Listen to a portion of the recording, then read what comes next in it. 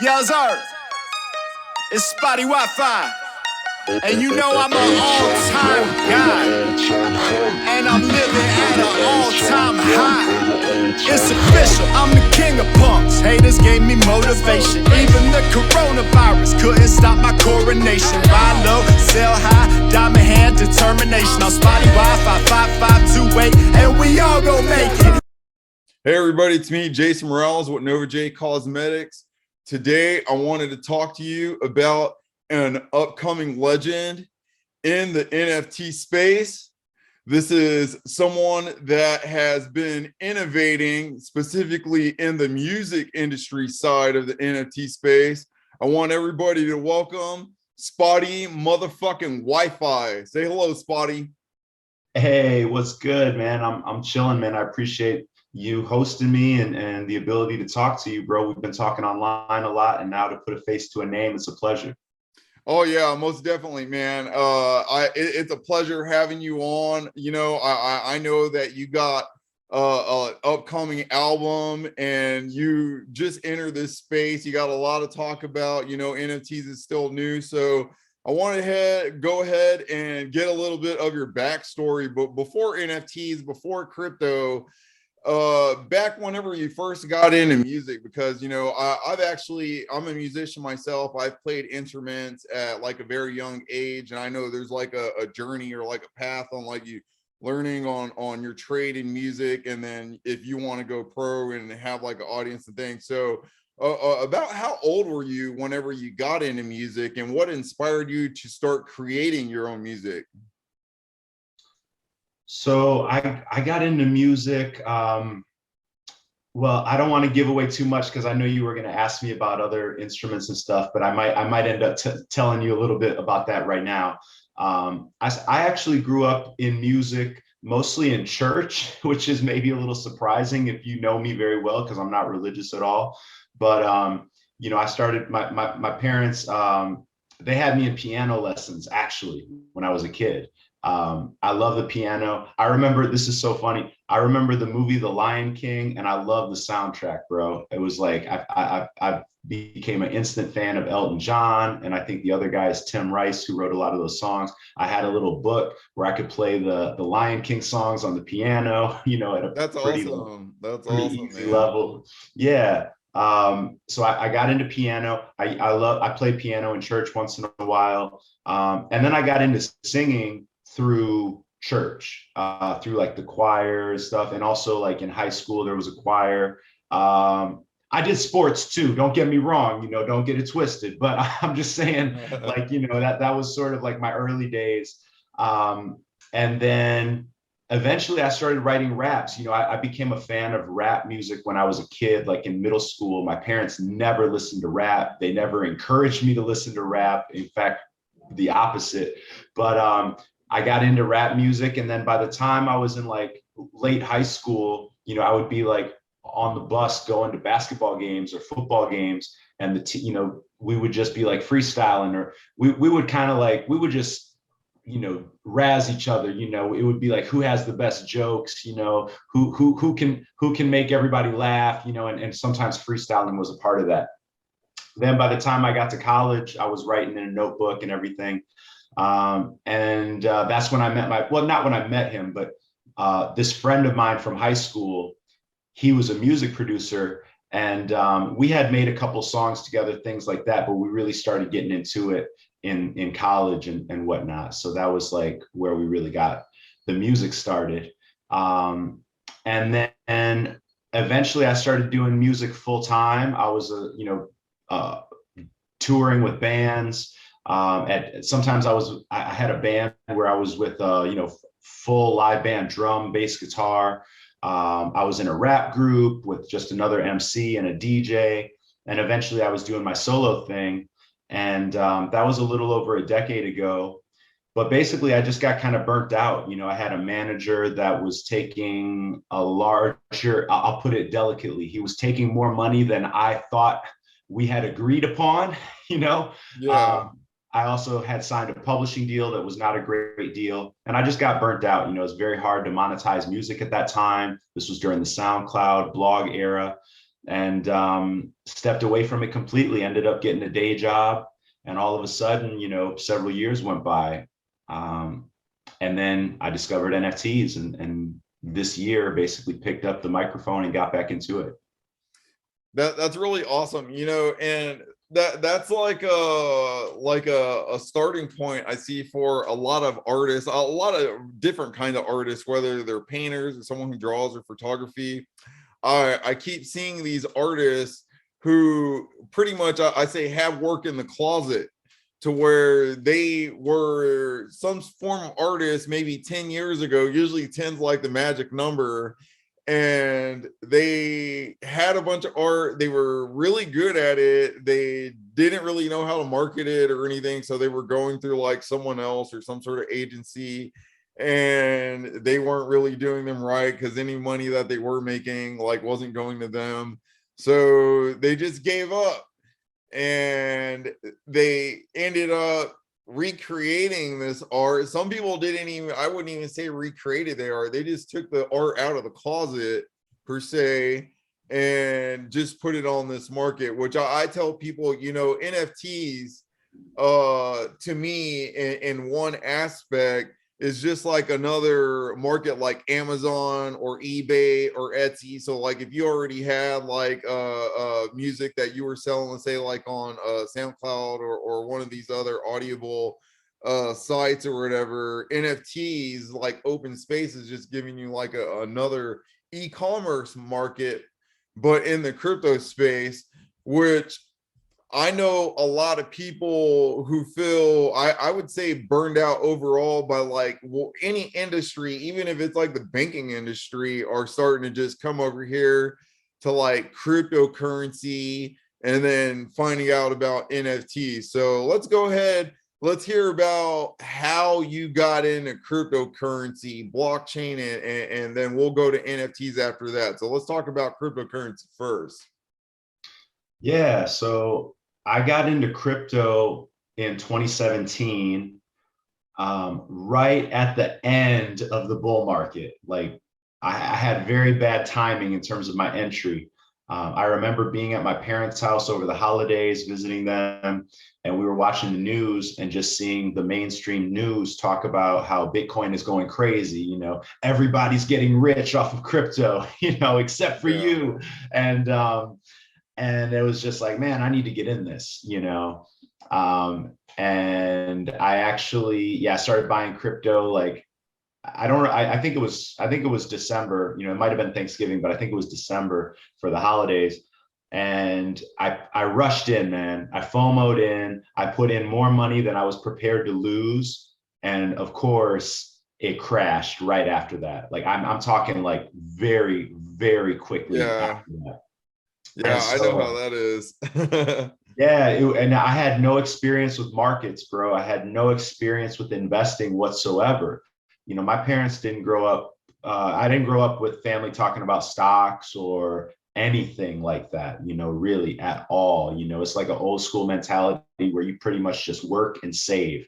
And, that worked out for some of the generation before us, but I think for our generation, that's like a long lost American dream, so anyways, when it crashed, I was freaking out, of course, but I had a friend who gave me some really good advice. And the worst part is I actually don't even remember who told me this, but somebody told me you don't lose any money until you sell, and that just, it made a lot of sense to me, and I guess it was one part conviction, one part like desperation. But I just started reading more about crypto. I was listening to YouTube shows and podcasts every day. I mean, every damn day, like in the shower, I have my phone set up by the sink, listening to YouTube, and just like growing my knowledge. Because I'm not a tech, I appreciate tech. I like to be on the cutting edge of tech as a user, but I'm not an engineer or developer. So just growing my knowledge base about like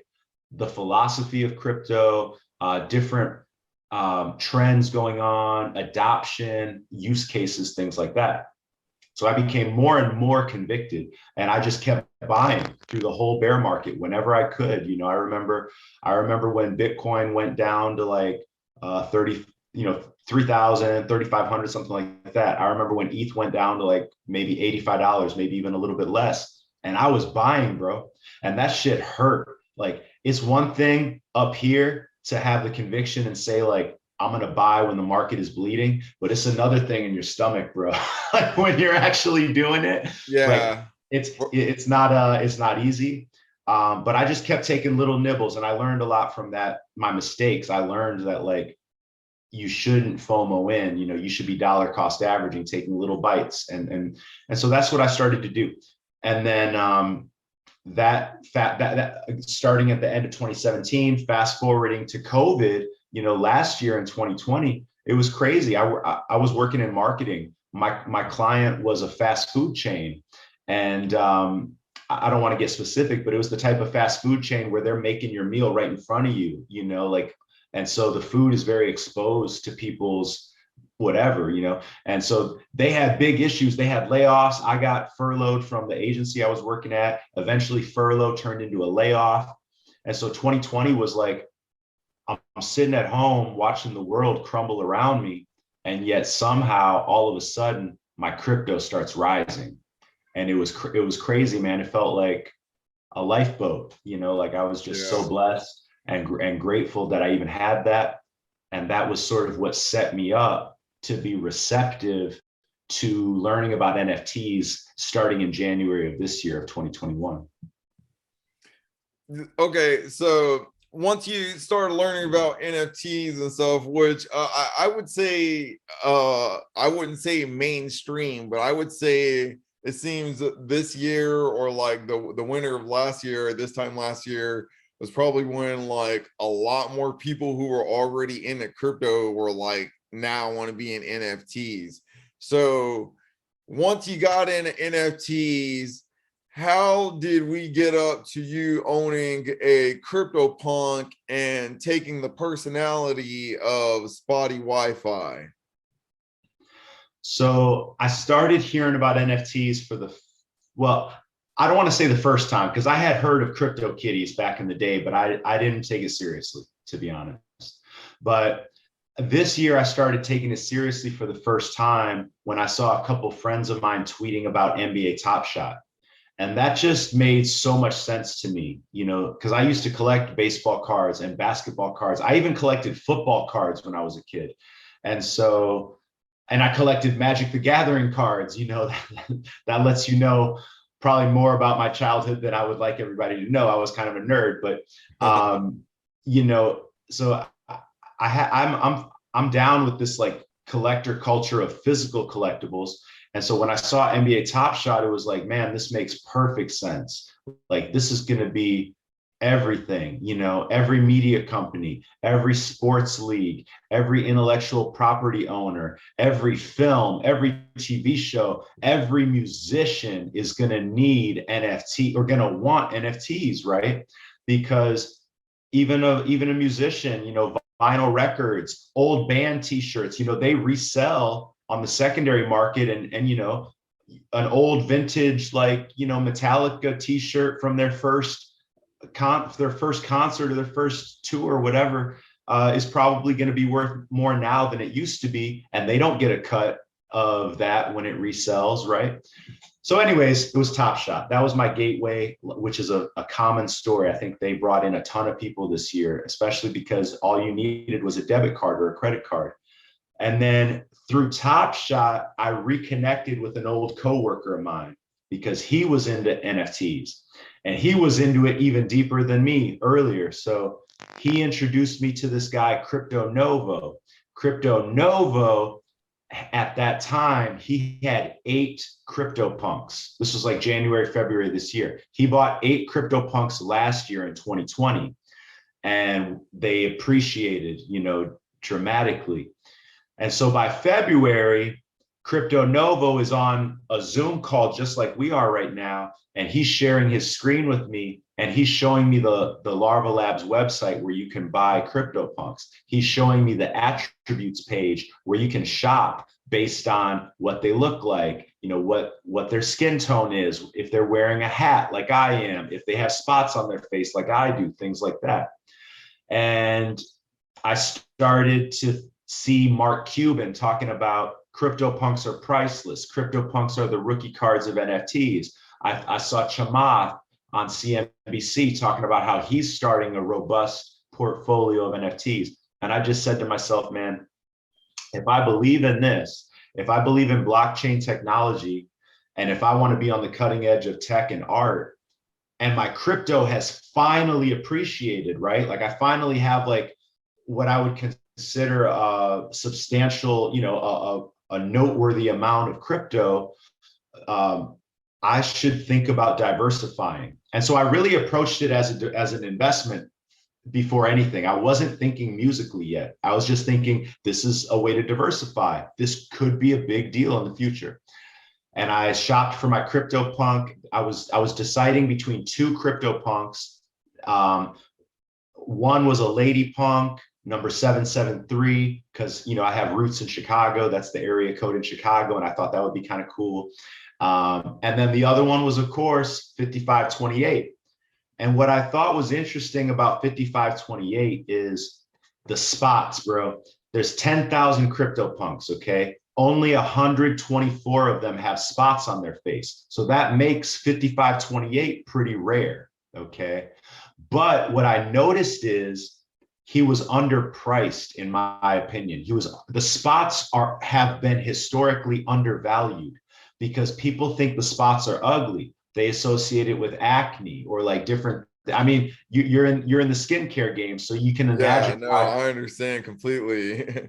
You can imagine why people might not want Spottie as their Twitter profile picture or to represent them in the metaverse.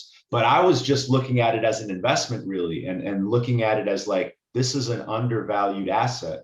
And so I ended up going with 5528. As I became more familiar with the CryptoPunk culture, I started following other CryptoPunks. I started following people like G Money, you know, I already knew Crypto Novo. These are guys, and now you have like Beanie and Archik. You have these personalities that are building an anonymous or a pseudonymous persona, and they're using their CryptoPunk to signal to the world, hey, I'm a thought leader. Hey, I was early. I know something that the rest of the world doesn't know. You know, all of these, whatever a CryptoPunk means to an individual, they're using the CryptoPunk as their signal, as their calling card. And you don't even need to know their real name, right? It doesn't even matter who they are because you give them a certain amount of credibility based off of that alone. And that was a big inspiration. And then I started thinking about bands like the Gorillaz, artists like Mad Villain, you know, artists that have taken on different personas musically with pseudonyms, you know. And I thought, why hasn't anybody done this with a CryptoPunk? If this is the rookie card of NFTs, if this is like the most priceless, or, you know, whatever you want to call it, if this is a blue chip NFT, why isn't anybody doing anything creative with it, you know? Now, come to find out, there are a lot of reasons. Everybody's not a creator. A lot of people are collectors first. There are some intellectual property copyright questions that some people think are more of a gray area than I do. So I was just like very bullish on like, no, I own this CryptoPunk. I can do something creative with it and I'm going to do it. And I knew that the spots had to be like central to his identity, you know, because the spots, they're the reason why the world looks down upon Spottie, but they're also what makes him unique. They're what makes him rare, and they're his defining trait. So eventually the name Spottie WiFi came to me, and the rest is history. Okay, that's pretty awesome story, you know. And I noticed the whole PFP where people are changing their profile pictures, not just the CryptoPunks. That's became a thing for people in NFTs, period.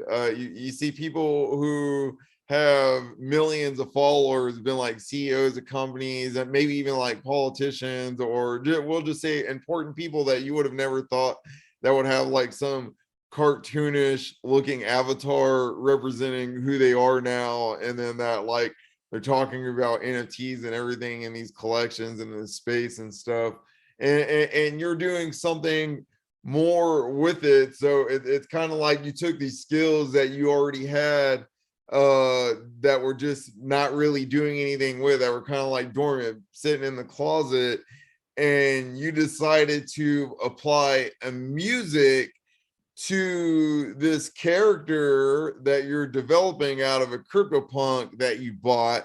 So why rap, and why rap about crypto and NFTs? Because the reason I asked that is because I mean, I feel like only people on NFTs kind of understand the lingo. So does that have anything to do with it?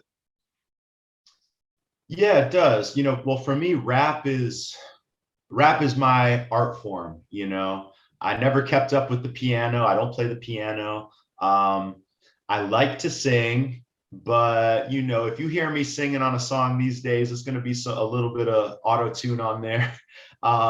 So rap is just where I'm comfortable. You know, it just made too much sense, and rap is fun. You know, the thing about Spottie is I knew when I was introducing Spottie to the world, I couldn't take myself too seriously.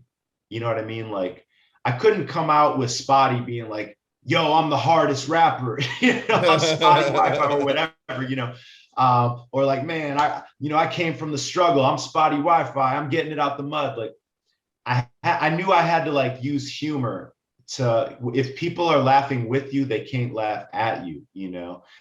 So that was, rap lends itself to that, in my opinion, you know, because rap, there's a lot of different types of rap, and historically there's always been rappers out there that are using humor. MCing as a culture, MCing is really just about a person with a microphone controlling a crowd, moving a crowd, and laughter is one weapon, one tool in the toolkit for an MC. So rap made just too much sense, especially with my background as a rapper. And then the subject matter, I guess, to me, I don't see it as limiting. You know, the fact that I use references to crypto and NFT culture, that I don't think it limits me, because I still try to write my songs in a way to where they sound good, and like the general public could hear it and think like, oh, I like the sound of that, even if they don't get every reference. You know, I think that's actually something that is so powerful about rap. I remember as a kid, I didn't always understand the cultural references or the vernacular of different rappers, you know. And when a new song would come out, I would have friends at school that like, I would ask them like, what does this mean? You know, what does this word mean or whatever? And that discovery is actually, to me, really exciting about rap, because you learn about other cultures through music that way, you know. And so to me, it's a really powerful gift and responsibility to be able to use rap music to maybe teach somebody something or get them curious about something that they didn't know about before, especially because rap has such a diverse audience and NFTs don't yet, you know. So I think I think music is going to be a powerful tool for education. And I also think, I remember having this specific thought very early this year, like, it's 2021. Like, I don't need to make music for millions of people to know everything that I'm talking about. Like, I can find my precise audience, you know, I can like surgically deliver this music to a specific group of people that are going to get it, you know. And I think that's a powerful thing for any artist. Like, find your niche, because there's power in that. There's like real power. And in this case, it's a growing niche, you know, and that's the craziest part about this. Like, you know, however many NFT wallets there are right now, it's a drop in the bucket compared to what it's going to be 10 years from now. That's awesome. You know, I noticed there's been a lot of opportunities people have been creating during this time of like COVID, where, you know, people have been furloughed. or have lost a job, or the job just went out of business, that the place that they were working at. And some people are taking these bad situations and then they're making something good out of it, something really positive out of their situation. And that's what we see with you. So we've talked about your journey in NFTs and then the embodiment of Spottie WiFi. So now you've become Spottie WiFi, and you're like, I want to rap about crypto, I want to rap about NFT. So let's talk about what happened with this. So you created an album and you sold out in an insane amount of time. So why don't you give us more information about that?